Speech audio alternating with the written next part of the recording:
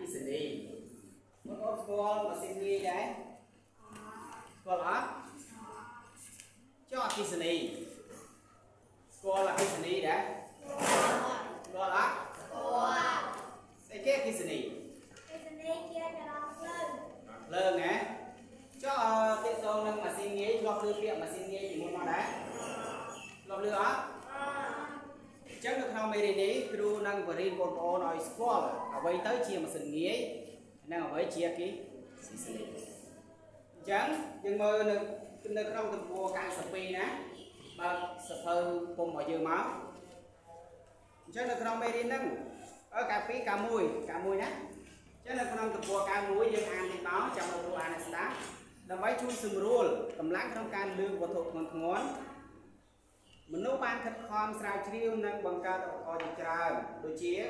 ខ្នោះរ៉កឡង់តេឧបករណ៍ទាំងនោះហៅថាម៉ាស៊ីនងាយអញ្ចឹងបងប្អូនយល់អត់ពាក្យថាម៉ាស៊ីនងាយគឺជាអ្វីគាត់អត់ក្រោយពេលដែលគ្រូអានឲ្យស្ដាប់អញ្ចឹងម៉ាស៊ីនងាយគឺជាឧបករណ៍មែនអត់គឺជាឧបករណ៍មួយយ៉ាងដែលជួយកម្លាំងយើងមានន័យថាបើសិនជាយើងត្រូវការលើកវត្ថុណាមួយដែលមានទម្ងន់ធ្ងន់អញ្ចឹងនៅពេលដែលយើងប្រើប្រាស់ម៉ាស៊ីនងាយហ្នឹងទៅវាជួយអីខ្លះដល់យើងវាជួយសម្រួលកម្លាំងយើងមែនអត់បើសិនជាឧទាហរណ៍ថាបើសិនជាទម្ងន់វត្ថុដែលយើងត្រូវលើកនឹង100គីឡូទូទៅបើយើងលើកម្នាក់ឯងអត់រួចទេមែនអត់តែបើយើងមានម៉ាស៊ីនងាយគឺយើងនឹងមិននឹងអាចលើកវារួចហើយដោយសារអីដោយសារម៉ាស៊ីនងាយរបស់យើងហ្នឹងហើយម៉ាស៊ីនងាយហ្នឹងមានអីខ្លះចំណុចទី1នេះខ្នោះស្គាល់ខ្នោះដែរតិចទៀតគ្រូនឹងប្រាប់ថាខ្នោះហ្នឹងជាអ្វីមួយទៀតរ៉កហ្នឹងស្គាល់អត់ធ្លាប់ឮចាស់និយាយថាគេមានខ្សែរ៉កស្ទួយផ្ទះស្ទួយអីអត់ធ្លាប់ឮមែនអត់តែយើងអត់ស្គាល់ទេមែនអត់ថ្ងៃហ្នឹងយើងនឹងស្គាល់ទាក់ទងទៅនឹងខ្នោះហើយរកនឹងប្លង់ទេហើយជាម៉ោងក្រោយគ្រូនឹងប្រាប់គ្នាយើងតែអ្វីដែលសំខាន់នៅក្នុងមេរៀនយើងនេះគឺគ្រូចង់ឲ្យគេយើងស្គាល់អ្វីទៅជាខ្នោះហើយនឹងម៉ាស៊ីនងាយអគ្គិសនីចាអគ្គិសនីបើជាក់ស្ដែងបងប្អូនអាចយល់បានហើយអគ្គិសនីព្រោះអីយើងប្រើប្រាស់រាល់ពេលរាល់វេលាណានេះដូចជាកង្ហារដែលយើងប្រើប្រាស់រាល់ថ្ងៃហ្នឹងគឺវាវិលបានដោយសារអីដោយសារចរន្តអគ្គិសនីមែនអត់ចុះបើសិនជាយើងអត់ប្រើចរន្តអគ្គិសនីទេតើវាអាចវិលបានអត់វិលបានលុះត្រាតែយើងនឹងអង្គុយបវលអញ្ចឹងមែនអត់បវលវាអញ្ចឹងមកតែស្គាល់ថាកម្លាំងដែលយើងប្រើបវលវាហើយនឹងយើងទទួលអាភាពត្រជាក់ពីវានឹងស្មើគ្នាអត់ហត់មែនអត់ហត់អាកម្លាំងរបស់យើងហត់បង្វិលវាអញ្ចឹងបើសិនជាយើងមានអគ្គិសនីយើងចាំបាច់ទៅប្រើកម្លាំងអីទៀតមែនអត់អង្គុយតែស្ងៀមក៏ត្រជាក់ដែរណាអត់តើអត់ទេដៃមួយមើលទេដៃពីរទេដៃ3ទេដៃអោសាតមើលមកវិញណាកុំឲ្យវាយើងឃើញមួយទៀតបច្ចុប្បន្នឧបករណ៍អគ្គិសនីជាច្រើនដូចជាវិទ្យុទូរទស្សន៍កង្ហារម៉ាស៊ីនបូមទឹកឆ្នាំងអ៊ុតឆ្នាំងបាយមានដំណើរការដោយអីអគ្គិសនីអញ្ចឹងឧបករណ៍មួយចំនួននៅក្នុងផ្ទះរបស់យើងវាដំណើរការទៅបានដោយគ្រូឧទាហរណ៍ខាងលើអញ្ចឹងដូចជាកង្ហារអញ្ចឹងបើសិនជាវាគ្មានចរន្តអគ្គិសនីទេគឺវាមិនអាចវិលបានទេអញ្ចឹងវាតតែមានចរន្តអគ្គិសនីម៉ាស៊ីនបូមទឹកឆ្នាំងអ៊ុតឆ្នាំងដាំបាយមានដំណើរការដោយសារអគ្គិសនីផ្ដល់ផលប្រយោជន៍ច្រើនណាស់ប៉ុន្តែវាក៏អាចផ្ដល់គ្រោះថ្នាក់ដល់យើងច្រើនណាស់ដែរមានន័យថាម៉េចមានន័យថាអត្ថប្រយោជន៍របស់អគ្គិសនីច្រើនប្រភេទដែរមែនអត់តែបើសិនជាយើងប្រើប្រាស់វាខុសម៉េចមានន័យថាឥឡូវគេហាមថាមិនឲ្យយើងយកដៃប្រទេសទៅដោតខ្សែភ្លើងជាមួយនឹងដូចគេហៅដូចឈ្មោលណាអញ្ចឹងគេឲ្យកាន់ជាប់អាហ្នឹងយកទៅដោតទេមែនអត់គឺត្រូវកាន់ពីចម្ងាយទម្លាតគឺកាន់ទៅលើជួរស្រោបវាហ្នឹងណាអញ្ចឹងបានវាអត់ឆក់ហើយដែរទៅទឹកក៏គេឲ្យយកទៅដោតដែរមែនអត់អញ្ចឹងជាតន្តនាអគ្គិសនីវាមាន2មានទាំងផលប្រយោជន៍មានទាំង ផល ផលប៉ះចឹងបងប្អូនយល់បានទៅទាក់ទងនឹងអគ្គិសនីយល់បានទៅអាហ្នឹងយើងសិក្សាទៅឲ្យស្គាល់ពីប្រយោជន៍នៃអគ្គិសនីមួយទៀតនៅក្នុងជំពូកនេះយើងនឹងសិក្សាអំពីប្រយោជន៍នៃម៉ាស៊ីនងាយនិងរបៀបចរន្តអគ្គិសនីខ្លះដោយប្រើចរន្តជាប់មួយគ្នាថ្មពិលឬអគុយអញ្ចឹងមានន័យថាក្នុងមេរៀននេះយើងមើលទាក់ទងទៅនឹងម៉ាស៊ីនងាយនិងអគ្គិសនីអញ្ចឹងយើងសិក្សាពីប្រយោជន៍របស់អគ្គិសនីមួយទៀតសិក្សាប្រយោជន៍ផលប្រយោជន៍អំពីចឹងដោយលោកគ្រូឧទាហរណ៍ខាងដើមថាបងប្អូនធ្លាប់ប្រើអត់ដែរម៉ាស៊ីនងាយអត់ញ៉ាំបងប្អូនស្គាល់ទេមែនអត់អញ្ចឹងយើងក៏លេខមកមើលរូបភាពនៅក្នុងអត្ថបទរបស់យើងទំព័រ92មើលតិចណានៅក្នុងចំណុច 1.1 នេះអញ្ចឹងក្នុងមេរៀនហ្នឹងគេចង់ឲ្យបងប្អូនយល់អំពីម៉ាស៊ីនងាយតើម៉ាស៊ីនងាយនៅក្នុងមេរៀនយើងមានប្រមាណសាកតិចមើលតើម៉ាស៊ីនងាយរបស់យើងដែលយើងមើលឃើញនៅក្នុងមេរៀនរបស់យើងនេះមានប្រមាណបងណាឆ្លើយបានមាន3ហ៎មានអីខ្លះ1 2 រក 3 ប្លង់ទេនេះបងប្អូនមើលនៅក្នុងរូបនៅក្នុងមេរៀនរបស់យើងតើមួយណាជាខ្នាស់មួយណាជារកនិងមួយណាជាប្លង់ទេឥឡូវបងប្អូនមើលរូបភាពនេះនេះមើលនេះមានមនុស្សម្នាក់កំពុងតែគោះបងថ្មហ្នឹងណាអញ្ចឹងរូបភាពហ្នឹងគេហៅអ្វីជាខ្នាស់ឬមួយក៏ជារកឬមួយក៏ជាប្លង់ទេមើលទីមើលខ្នាស់ហ៎ខ្នាស់មែនអត់អញ្ចឹងខ្នាស់គេប្រើសម្រាប់គោះវត្ថុដែលមានទម្ងន់ធ្ងន់មែនអត់អញ្ចឹងគ្រូឧទាហរណ៍នេះគឺជាដុំថ្មអានេះជាគេហៅថាបើយើងនិយាយជាក់ស្ដែងថាកណ្ដុរណាអាហ្នឹងណាតែនៅក្នុងភាសាមេរៀនរបស់យើងគេហៅអីគេទម្រនេះគេយើងនេះម៉ែអាវិញនេះណាបាទអាវិញនេះគេហៅអីគេខ្នាស់តែអាក្រោមនេះគេហៅថាទម្រអញ្ចឹងមនុស្សហ្នឹងគឺនៅគោះនេះមនុស្សណាឧទាហរណ៍ថាជាមនុស្សអញ្ចឹងបើសិនជាចង់លើកវត្ថុនេះមួយដោយម្នាក់ឯងអញ្ចឹងគឺត្រូវប្រើខ្នាស់ហ្នឹងមូលហេតុអីដើម្បីបន្ធូរណាទូកម្លាំងមួយទៀតឥឡូវគ្រូប្រាប់ថានេះគឺជាគេហៅថាទម្រចុះវត្ថុដែលនៅលើខ្នាស់ហ្នឹងគេហៅអីគេកម្លាំងគេហៅថាកម្លាំងតបឬបន្ទុកណាកម្លាំងតបឬបន្ទុកស្គាល់ពាក្យបន្ទុកដែរបន្ទុកមានន័យថាឥឡូវគ្រូនិយាយឧទាហរណ៍ខាងក្រៅមេរៀនបន្តិចឥឡូវដូចឧទាហរណ៍ថាអូនជារងថ្ងៃមានបន្ទុកធ្ងន់ណាស្គាល់ទេប៉ុណ្ណឹងយល់ដែរពាក្យថាបន្ទុកគឺធ្ងន់ហ្នឹងឯងមែនអត់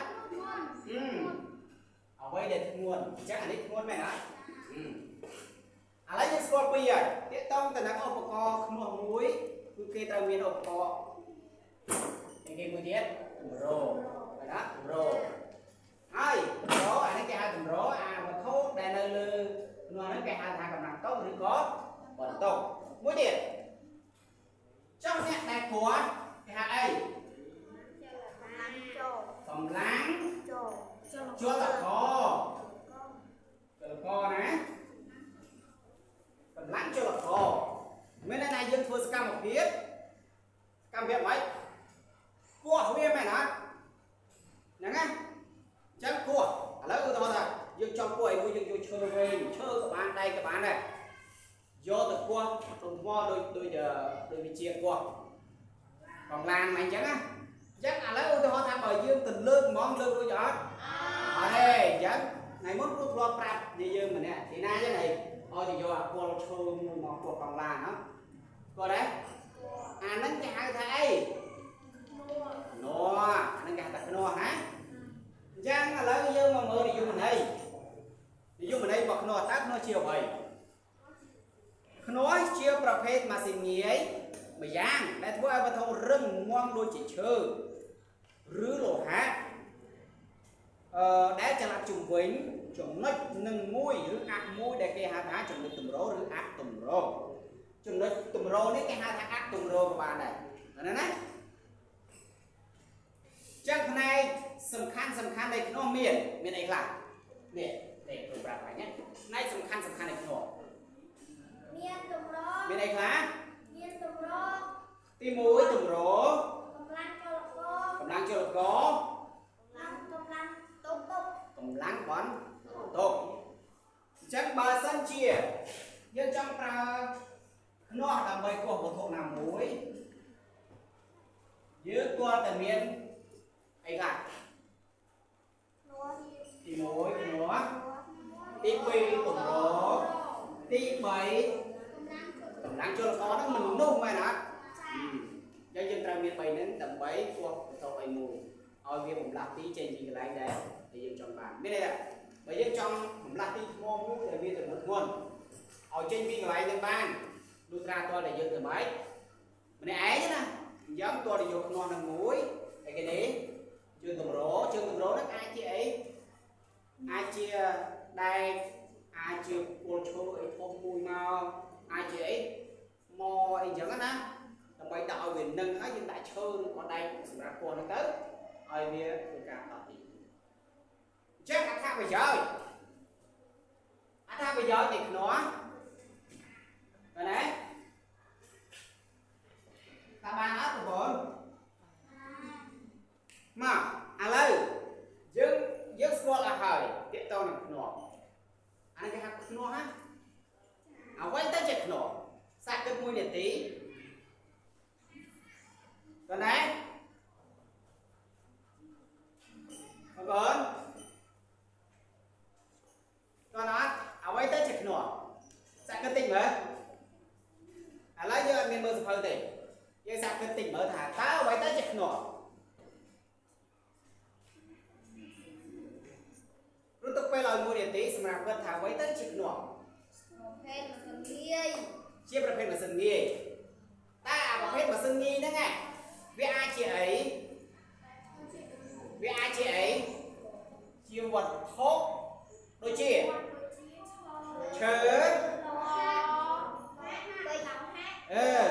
phải biết đấy nè lấy cái mưa này mà biết hạ nó bên này là biết ai cả nắng biết ai trẻ chớ biết ai trẻ đấy rừng này cho nó nè với nơi bây giờ dương trao hơn từ qua thô FCC tôi này mấy tôi để rừng và thô rừng ban dương pra qua thô rừng rút nguồn trường địa bàn tôi để mua mày nó chắc như con bà này tiện tôn tình nắng tiện há ấy cái xử lý cái chuột bán đó mày nói alo và tao một tiết cứ dương sắc xa ở vị bà giao ta xả rác bà giao nơi ca bà nó đó này thì bà làm bấy ấy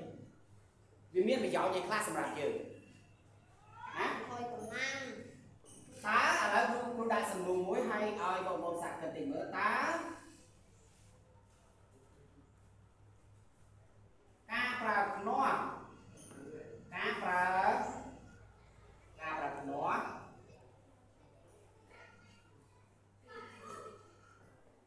miền xả rác rồi gió ở vậy là mà đó lúc ơi con thực tích hai xong mình đem ai chừng lời nó ông phí xả rác rồi gió đi cam ra rạc nổi rồi đấy rồi cắt còn thói cầm lăng nên đây ra dương luôn pra cầm lăng luôn tại vì trao mày nói tại dương pra nơi bên này dương vô con mà pra dương pra tới gì con này con này ấy con tốt để dương chọn ba nào dương là tì đến từ biết đó con nào mày nói chắc cắt bằng thói cầm lăng đi tiếp hả miết tiếp ngay rồi miết tiếp ngay rồi rồi ấy đâu ពេលដែលយើងមានភ្នាស់ពោះហើយមានភាពងាយស្រួលណាកន្លែងនេះណាមានភាពងាយស្រួលមានភាពងាយស្រួលមានភាពងាយស្រួលព្រោះអីនៅពេលដែលយើងប្រើកម្លាំងសត្វទៅលើវត្ថុដែលធ្ងន់យើងត្រូវមិនយើងត្រូវប្រើកម្លាំងខ្លាំងហ្នឹងមែនអត់បានលើកដូចតែបើយើងប្រើភ្នាស់មិនស្រួលគ្រាន់តែគោះដុំថ្មឬមួយក៏វត្ថុអីមួយដែលយើងត្រូវការលើកវាចេញពីទីតាំងហ្នឹងទៅដាក់ទីតាំងមួយទៀតដែលយើងចង់បានយើងគ្រាន់តែប្រើភ្នាស់គោះបន្តិចទៅដល់គោលដៅបានមែនអត់ណាអត់ទាន់ដែរអញ្ចឹងឥឡូវគ្រូអានមកចំណុចទៀតដើម្បីឲ្យយើងបានយល់ទាក់ទងទៅនឹងការបំលាស់ទីមានន័យថានៅពេលដែលយើងប្រើភ្នាស់យើងត្រូវសិក្សាពីការបំលាស់ទីរបស់វត្ថុដែលយើងចង់បានហ្នឹងមានន័យថាយើងចង់ផ្លាស់ទីផ្លាស់ទីមិនផ្លាស់ទីវត្ថុហ្នឹងទៅកន្លែងមួយទៀតគឺយើងធ្វើម៉េចណាបើយើងរំកិលឬផ្លាស់ទីវត្ថុមួយយើងត្រូវប្រើកម្លាំងចលករស្មើឬធំជាងកម្លាំងតុបទើបវត្ថុនោះអាចផ្លាស់ទីបានកន្លែងនេះមានន័យថាម៉េចមានន័យថាបើសិនជាយើងចង់បំលាស់ទីវត្ថុណាមួយដោយមិនប្រើភ្នាស់ទេអញ្ចឹងមិនគាត់កម្លាំងជួខ្លាំងជាងអីនេះខ្លាំងជាងអីខ្លាំងជាងកម្លាំងតុបមានន័យថាឧបករណ៍មែនអត់អាហ្នឹងសម្ភារៈដែលយើងចង់បំលាស់ទីជាថ្មដូចតែរោនិយាយមិញហ្នឹងជាថ្មជាលោហៈជាដែកអីចឹងមកអញ្ចឹងគាត់ទៅយើងខ្លាំងកម្លាំងរបស់យើងខ្លាំងជាងវាបានយើងអាចលើកវារួចតែបើសិនជាយើងមានភ្នាស់អត់បាច់ទេមែនអត់មកតទៀតប៉ុន្តែបើយើងប្រើភ្នាស់វិញដែរដូចគ្រូនិយាយដែរនៅពេលដែលយើងប្រើភ្នាស់វិញនោះយើងប្រើកម្លាំងចលករតូចជាងកម្លាំងតុបមានន័យថាបើសិនជានេះឥឡូវឧទាហរណ៍ថានេះបានគ្រូឧទាហរណ៍ថាកម្លាំងរបស់វា100ណាយើងនិយាយពីកម្លាំងអញ្ចឹងកម្លាំងយើងមានតែប៉ុន្មានមានតែ5ហ្នឹងមានតែ5ក៏យើងអាចកម្លាំងទីវត្ថុហ្នឹងទៅកន្លែងដែលយើងចង់ឲ្យវាទៅដែរមែនអត់តើតើណាសម្រាប់សារៈប្រយោជន៍នៃការប្រើនោះតើបានទៅអញ្ចឹងពាក្យតងទៅនឹងភ្នាស់បងប្អូនបានយល់ហើយពាក្យថាភ្នាស់គឺជាអីភ្នាស់គឺជាឧបករណ៍ម៉ាស៊ីនងាយសម្រាប់ជួយសម្រាលបន្ទុកដល់អ្នកណាដល់យើងនៅពេលដែលយើងចង់រំកិលឬក៏លើកវត្ថុណាមួយដែលមានទម្ងន់ធ្ងន់លើកកម្លាំងរបស់យើងគឺយើងអាចប្រើនោះហ្នឹងវាជាប្រយោជន៍សម្រាប់យើងដែរណាម្នាក់ឯងក៏ធ្វើបានមិនចាំបាច់ដល់ហៅអ្នកនេះហៅអ្នកនោះមកជួយទេមែនអត់អញ្ចឹងសារៈប្រយោជន៍នៃការប្រើភ្នាស់ជាមើលរូបភាពទាក់ទងទៅនឹងកម្លាំងចលករស្មើឬធំជាងកម្លាំងតុបឃើញដែរឃើញនៅក្នុងរូបភាពហ្នឹងពិបាកមែនអត់បើសិនជាកម្លាំងយើងស្មើឬក៏តូចឬក៏ធំជាងកម្លាំងតុបវារុញទៅដូចពិបាកមែនអត់តែយើងមើលរូបទី2កម្លាំងចលករតូចជាងកម្លាំងតុបមនុស្សមានកម្លាំងចលករតូចជាងកម្លាំងតុបទេតែអាចបំលាស់ទីវត្ថុដែលយើងចង់ឲ្យវាបំលាស់ទីបានអត់តើណា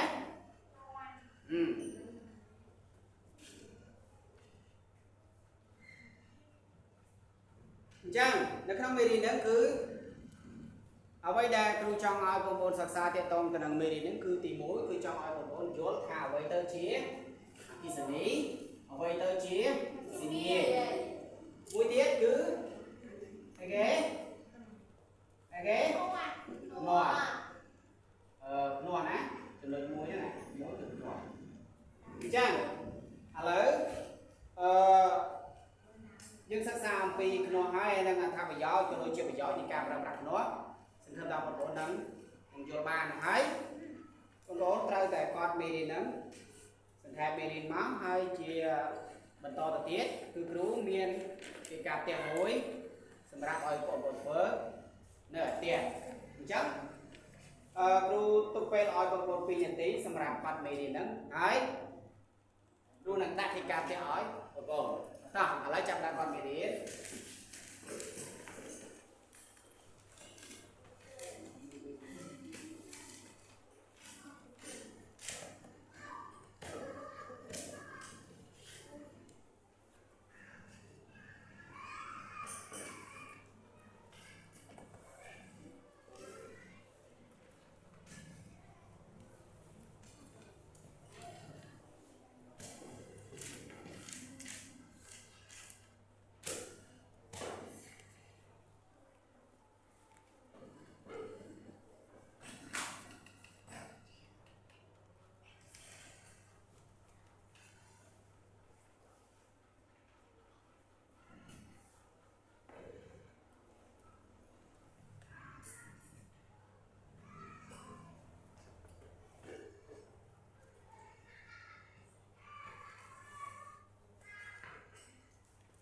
តើគ្រោះគឺជាអ្វីណាមានន័យថាយើងប្រើនិយមន័យមកតើគ្រោះគឺជាអ្វីនិយមន័យយើងដាក់មកណាទ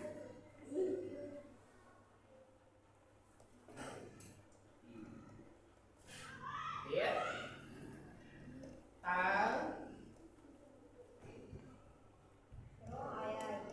ការប្រើប្រាស់នោះមានប្រយោជន៍អ្វីមាន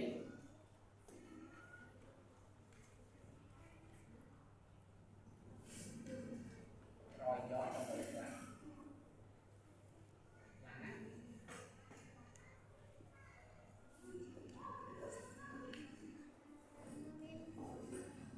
មួយទៀតតើណែសំខាន់នៃខ្នាស់មានប៉ុណ្ណា